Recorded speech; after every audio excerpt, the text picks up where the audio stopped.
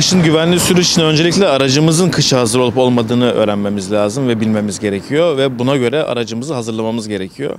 Eğer aracımız kış koşullarına hazır değilse zaten biz de kış şartlarında o aracı kullanmamalıyız. Aslında en önemli kural bu.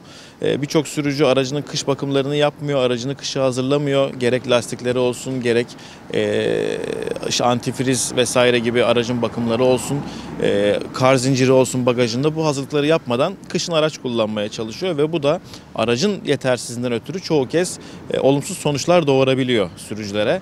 Yani bu sürüş dinamiklerinden, sürüş becerilerinden bağımsız bir durum.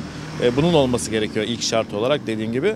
Bunun yanı sıra tabii ki kış şartlarında karlı zeminlerde araç kullanmak daha da farklı dinamikleri içerisinde barındırıyor. Kış şartlarında araç kullanmakta biz sadece karlı zeminlerde değil, hava artı 7 derecenin altına düştüğü bütün sıcaklıklarda biz kış lastiği öneriyoruz. Bu çok önemli bir nokta. Kar lastiği demiyorum, dikkatinizi çekerim. Kış lastiği diyorum. Sadece kar yağdığında işe yarar gibi düşünülse de bu lastikler kış koşullarında, soğuk havalarda her zaman tutunma performansını artırıyor.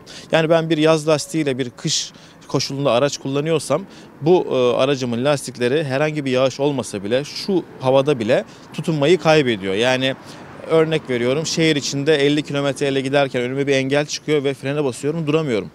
Ama kış lastiği olsa çok rahat durabileceğim bir sürat aslında bu. O yüzden araçların hazır olması kışa en büyük faktör, dediğim gibi.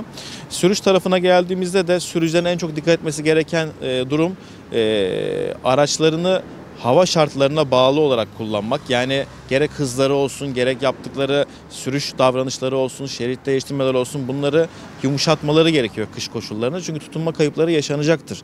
En ufak bir yağışta bile, kar yağışından ziyade bir yağmur çiselemesi, bir yağmur etken olacaktır. Kar yağdığı zaman çok daha etkili oluyor. Ve hız limitlerine daha bir riayet etmemiz gerekiyor, daha dikkat etmemiz gerekiyor. Çünkü kazaların hemen hemen birçoğu hız koşullarına uyulmaması, hız limitlerine uyulmamasından ötürü meydana geliyor. Yani sürücülerin en çok dikkat etmesi gereken bu. Araç hazırlığı ve sürüş psikolojisinin bu kış şartlarına hazır olması, daha sakin araç kullanmak gibi özetleyecek olursak. Adı üzerinde gizli buzlanma. Bununla alakalı sürücülerin tabii ki sürüş sırasında bundan haberdar olmaları mümkün değil. Ama burada şöyle bir tüyo var. 3 derecenin altına düşen bütün hava sıcaklıklarında buzlanma söz konusu olabilir. Yani bir buzlanmayla karşı karşıya kaldığımızda eğer hızımız fazlaysa yapacak hiçbir şeyimiz kalmıyor.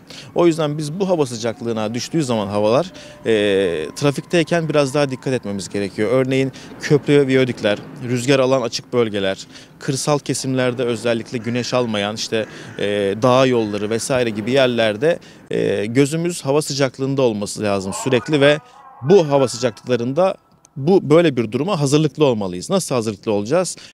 Normal koşullarda 50 kilometre ile seyrediyorsak o yol üzerinde 30'la seyredeceğiz.